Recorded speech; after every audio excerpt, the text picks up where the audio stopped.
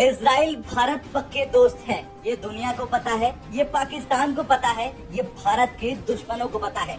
लेकिन हमास के आतंकियों ने जब इजराइल पर हमला किया तो पूरा भारत गुस्से से उबल गया।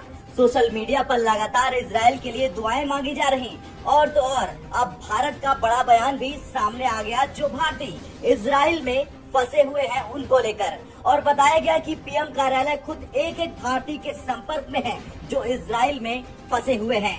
इजराइल पर हमास आतंकवादियों के हमले पर विदेश राज्य मंत्री मीनाक्षी लेखी ने कहा, मुझे कल रात कई संदेश मिले और पूरी रात हम काम कर रहे थे, लेकिन मुझे ये भी पता है कि प्रधानमंत्री कार्यालय हालात पर नजर बनाए हुए है। पहले भी विदेशों में फंसे नागरिकों को हमने बाहर निकाला है, वो ऑपरेशन गंगा हो या वंदे भारत, हम सभी को वापस लाए। मुझे यकीन है कि भारत सरकार और प्रधानमंत्री कार्यालय सीधे उन लोगों के संपर्क में है और हालात पर नजर बनाए हुए है।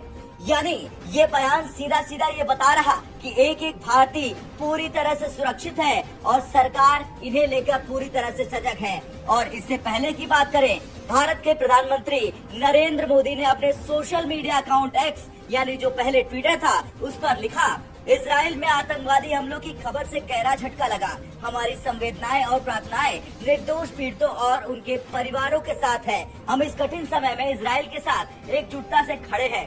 तो वहीं एयर इंडिया के प्रवक्ता ने इजराइल के हालात के मद्देनजर जाने और आने वाली उड़ानें रद्द कर दी थी। एयर इंडिया की ओर से बयान जारी किया गया था कि 7 अक्टूबर 2023 को दिल्ली से तेल अवीव के लिए AI 139 और तेल अवीव से दिल्ली के लिए वापसी उड़ान AI 140 को हमारे मेहमानों और क्रू के हित और सुरक्षा की वजह से रद्द कर दिया गया।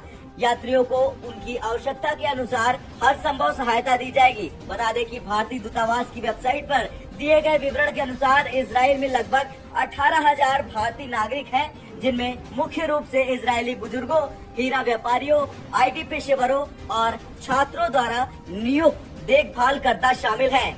इजराइल में भारतीय मूल के लगभग 85,000 यहूदी भी हैं, जो 50 और 60 के दशक में भारत से इजराइल में अप्रवासन की मुख्य लहरों का हिस्सा थे। खैर, आतंकी संगठन हमास ने इजराइल पर हमला तो कर दिया, मगर अब इजराइल के पलटवार से वो शायद ही खुद को बचा पाए।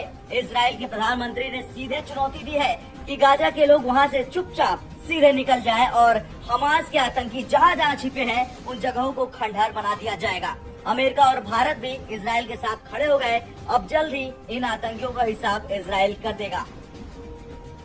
ब्यूरो रिपोर्ट, भारत तक।